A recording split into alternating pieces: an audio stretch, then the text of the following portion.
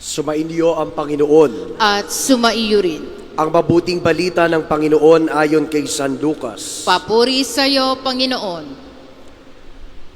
Noong panahong iyon, sumama kay Jesus ang napakaraming tao. Humarap siya sa kanila at kanyang sinabi, "Hindi maaaring maging alagad ko ang sino mang umiibig sa kanyang ama at ina, asawa at mga anak at mga kapatid, maging sa sarili niyang buhay ng higit sa akin. Ang sino mang hindi magpasa ng sariling krus at sumunod sa akin, ay hindi maaaring maging alagad ko. Kung ang isa sa inyo'y nagbabalak magtayo ng tore, hindi ba uupo muna siya at tatantsahin ang magugugol para malaman kung may sapat siyang salapi na may pagpapatapos niyon? Baka mailagay ang mga pundasyon, ngunit hindi naman maipatapos. Siya'y kukutsain ng lahat ng makakakita nito. Sasabihin nila, nagsimulang magtayo ang taong ito, hindi naman maipatapos. O sinong hari na nakikipagdigma sa kapwa-hari ang hindi muna uupo at pag-aaralang mabuti kung ang 10,000 niyang kawal ay maisasagupa sa kalaban na may 20,000 tauhan. Kung hindi niya kaya, malayo-layo pa ang kalaban ay magsusugo na siya ng kinatawan upang makipagkasundo. Gayon din naman, hindi maaring maging alagad ko ang sino man kung hindi niya tatalikdan ang lahat-lahat sa kanyang buhay." Ang mabuting balita ng Panginoon. Pinupuri ka namin, Panginoong Heso Kristo. Magandang gabi po sa ating lahat. Magandang gabi rin po naman, Father. Katulad ng aking paunang abiso, ako po ay paos. Pero sa ngalan ng aking pagmamahal, ako po ay naririto ngayon kahit na kakaunti na lamang ang aking tinig. So, pagtitiisan niyo po ang aking tinig. Pero bago ang lahat, gusto ko po munang magpakilala. Ako po si Father Julius de Sagun, ang kasalukuyang kura paroko ng Our Lady of Fatima Parish sa Binakayan, Kawit, Cavite. At humigit kumulang 1 buwan magmula ngayon, ang amin ding simbahan ay magiging isang shrine, katulad ng inyong napakagandang simbahan na ito. Kaya salamat sa Diyos at salamat din sa mahal na Birhen. Alam po ninyo, isang karangalan ang maimbitahan dito sa maringal na pagdiriwang ng kapistahan ng mahal na Birhen ng Soledad ng Portavaga. Seminarista pa ako, naririnig ko na ang debosyon dito. Pero ito lamang ang unang pagkakataon noong mga nagdaang taon na imbitahan din ako, pero sa mga ilang dahilan ay hindi po ako maka-oo. Pero ngayon, eto po at naka-oo na ako, paos naman.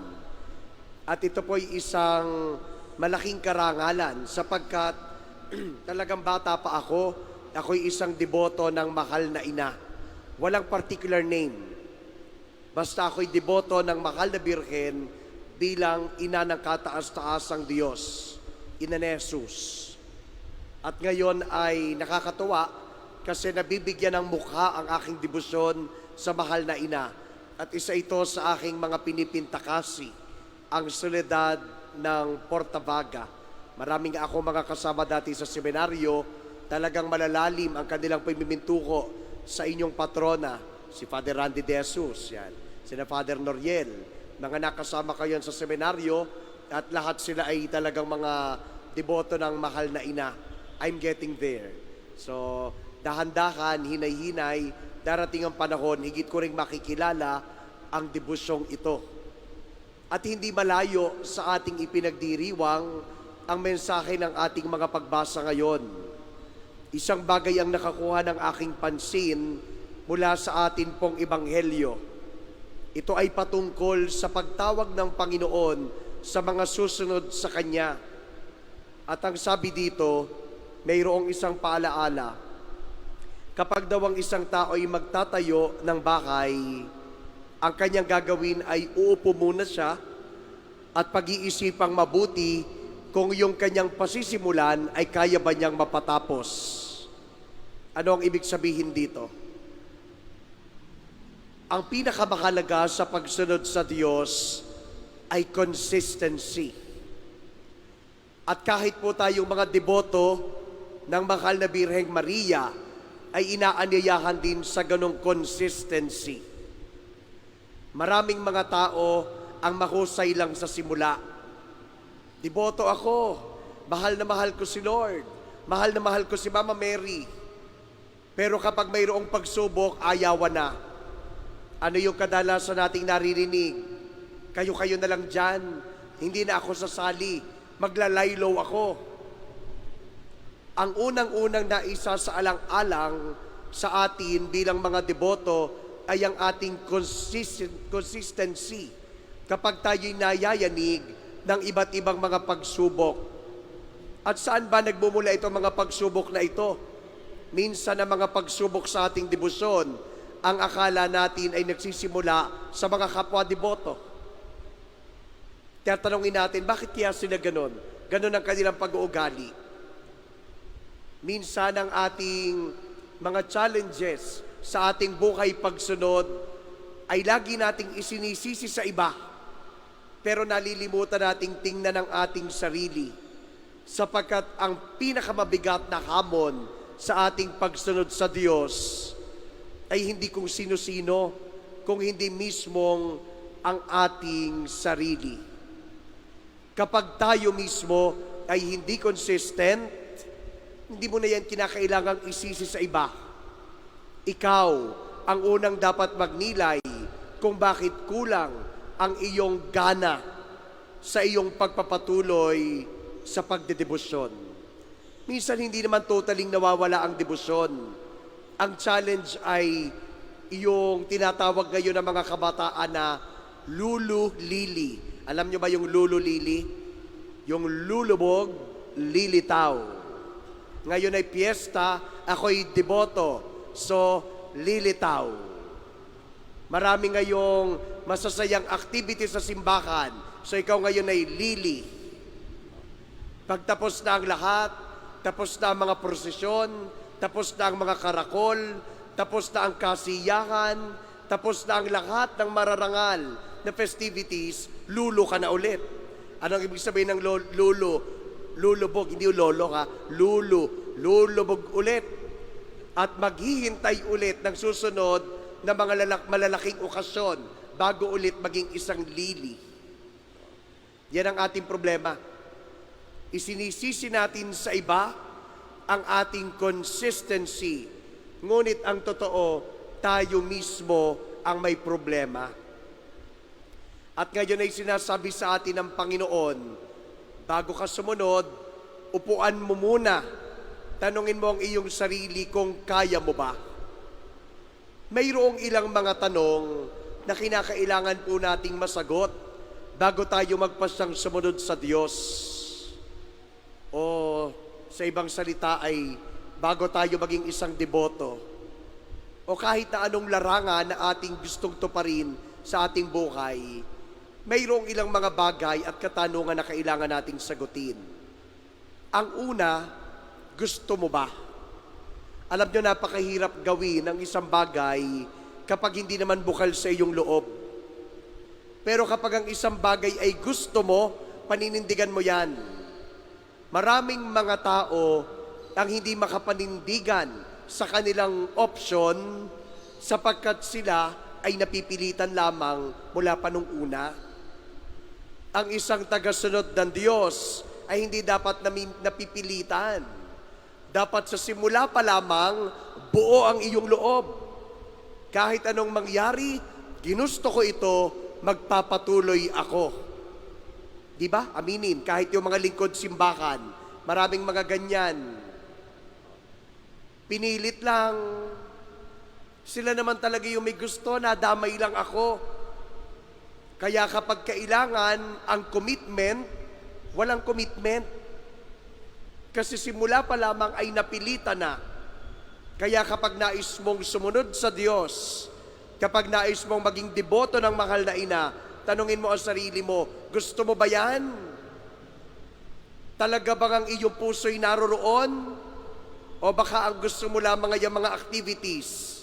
Kaya nanlalamig ka kapag walang activities. Ang iyong devotion in itself is an activity. At kapag sinabing activity, ang iyong tugon ay maging active. Kahit pa yan ay simpleng pagdadasal ng rosaryo, on a regular basis, hindi ka man lalamig sapagkat iyon ang tugon mo sa activity, to be active, to be committed. Pagkatapos mong tanungin kung gusto mo ba ito, ang ikalawa mong itatanong dapat ay, ito ba'y kalooban ni Lord? Kasi baka ikaw lang ang may gusto niyan. Alam ninyo, ang isang batayan para malaman mo kung ang isang bagay ay para sa iyo o hindi. Kapag yung parang ang daming hadlang, baka yan ay hindi kalooban ng Diyos. Kahit nga sa pagpapari lagi ko yung pinapaalaala sa mga seminarista. Ang isang batayan ng pagsunod sa Diyos, dapat yan ay kalooban niya. Kaya kahit maraming hadlang, masaya ka. Walang paglilingkod na walang hadlang. Lahat ng uri ng paglilingkod, hindi laging madali. Pero anong naiiwan? Yung masaya ka. Kahit kadalasan, nahihirapan ka, napapagod ka na, at nabibigatan ka. Kapag yan ay gusto ni Lord para sa iyo, siya mismo ang gagawa ng paraan upang tulungan ka at palakasin ka sa sandali ng iyong kahinaan. At ang pinakahuling tanong ay, pagkatapos mong tanungin kung gusto mo ba at gusto ba yan ni Lord, ang sunod na tanong ay, kaya mo ba? Mayroong mga tao kapag gaya-gaya lang, kasi ang tropa namin lahat deboto. Yan, napagaya lang naman ako. Kapag ikaw ay gaya-gaya lang, kadalasan yung mga hamon di mo kakayanin. Pero mayroon namang mga tao na kabaliktaran. Nagsimula na yung iba ang committed at ikaw ay naakit lang, pero dumating yung panahon pati ikaw ay naging very dedicated. Sapagkat alam mo sa puso mo, hindi mo lang yun ginusto. Ginusto ng mahal na ina na ikaw ay maging isang deboto niya. At dahil doon, ang sagot mo lahat sa tanong na, gusto mo ba? Ang sagot mo'y oo. Ito ba'y kalooban ng Diyos? Ang sagot mo'y oo. At sa tanong na kaya mo ba? Ang sagot mo'y oo. Diyan magsisimula ang iyong init ng paglilingkod. At kapag ikaw ay mayroon ng init sa iyong puso, sa iyong paglilingkod, diyan din magsisimula ang iyong consistency sa iyong ginagawang pagsunod sa Diyos. So walang bagay na automatic. Ang lahat ng bagay ay nadadaan sa paghuhubog ng puso. At yun ang ibig sabihin ng ating ebanghelyo ngayon. Upuan mo muna, hindi ka ura-uradang sugod. Hindi ka ura-uradang bigay ng iyong sarili. Kasi kapag gano'n ang iyong ginawa at hindi ka naman prepared, darating ang panahon sa kalagitnaan ng laban, talo ka na, ayawan na. Ikalawa't panghuli, pinapaalalahanan tayo ng ating unang pagbasa na ang simulain ng lahat ng bagay upang ito'y magpatuloy ay pag-ibig. Sabi pa nga doon sa unang pagbasa, kahit daw yung mga utos ng Diyos, ang basic na summary niyan ay love. Kapag daw ikaw ay umiibig na, hindi na mahalaga yung utos sa wag kang papatay. Natural. Dahil umiibig ka, hindi ka napapatay. Hindi mo na uutosan ng wag kang makikiapid. Hindi ka na makikiapid kasi umiibig ka. Hindi mo na uutosan ng igalang mo ang iyong ama't ina dahil nagmamahal ka, hindi mo kakayaang masaktan sila sa anumang gawin mo, sa anumang asal mo. Kapag ikaw ay nagmamahal na, hindi ka magnanakaw, hindi ka mag-iinteres sa hindi mo pag-aari, hindi ka na kailangang utusan, sapagkat ang simulain ng lahat ng utos ay pag-ibig. Alam nyo, sa pagsunod sa Panginoon at sa ating pagdedebosyon, it's the same thing. Ang simulain dapat ay ang pag-ibig. Alam nyo bakit ang mahal na Birhen At yan ay kitang-kita natin sa larawan ng Soledad ng Portavaga. Ang kanyang puso, bagamat siya'y nandoon sa hapis, sa kalagitnaan ng hapis, ang isang bagay na ipinapakita niyan ay ang kanyang consistency founded on love. Nasa gitna siya ng malaking pagsubok ng kanyang buhay. Sa iba kapag may pagsubok, anong gagawin?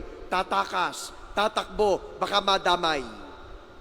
Ang mahal na Birheng Maria, sa totoo lang, tatak niya ang pagiging consistent. Mula nang siya'y umoo at nagbigay siya ng kanyang fiat sa Diyos, noong ipinahayag ang kanyang paglilihi kay Jesus, lalang ng Espiritu Santo, consistent siya until the end. Nanatili siya doon. She stand by that call. At yan ay pinatunayan niya kahit sa punto ng kanyang hapis. Walang pagtakbo, walang pagtakas. Consistent. Hindi dahil sa lakas na matik na sa kanya, kung hindi dahil sa lakas na nagmumula sa Diyos. Kaya tayo ding mga deboto, walang sinasabi sa atin ang mahal na ina at wala ring ipinapangako sa atin ang Diyos kahit ang simbahan na ang buhay natin ay hindi na magkakaroon ng hapis. Pero kahit marami tayong hapis, minsan ay hindi nga sunod-sunod kundi patong-patong. We remain consistent in following God sapagkat sa bandang huli, tayo'y mananatili sapagkat ang Diyos ang unang nanatili sa atin. At kailanman ay hindi nagpabaya. That is the power of Mary. Ang kanyang consistency ay nagmula sa consistency ng Diyos. At kung siya'y nanatili mula sa simula hanggang dulo, ang lahat ng tumayo, ang lahat ng lumuhod, ang lahat ng tumalon o kung anumang posisyon mo sa lahat ng bahagi ng iyong buhay, mula simula hanggang dulo, hanggang hapis, ay makakasama rin ng Diyos sa kanyang kaluwalhatian. Kaya maraming salamat sa mahal na ina na nagbigay sa atin ng larawan ng tunay na pagsunod. At turuan din niya sana tayo na maging consistent sa ating pagsunod na ito. Hindi lang dahil fiesta, hindi lang dahil maraming activities, kung hindi dahil ang puso natin ay panatag sa Diyos na kailanman ay hindi nangiiwan. Kaya't hindi rin natin iiwanan ang ating debosyon sa mahal na ina. Naway tulungan tayo ng mahal na ina, ang Soledad ng Portavaga, na tayo'y maging malakas din sa lahat ng ating pinagdadaanan. Upang gustuhin natin ang sumunod sa kanyang anak at ang maging deboto niya, upang kayanin natin ang mga hamon ng pagsunod kay Jesus at kay Maria, at upang ang kalooban ng Diyos ang ating matupad habang tayo'y nagsisikap na maging alagad ng Diyos at deboto ni Maria, ang ating mahal na Birhen ng Soledad ng Portavaga. Amen.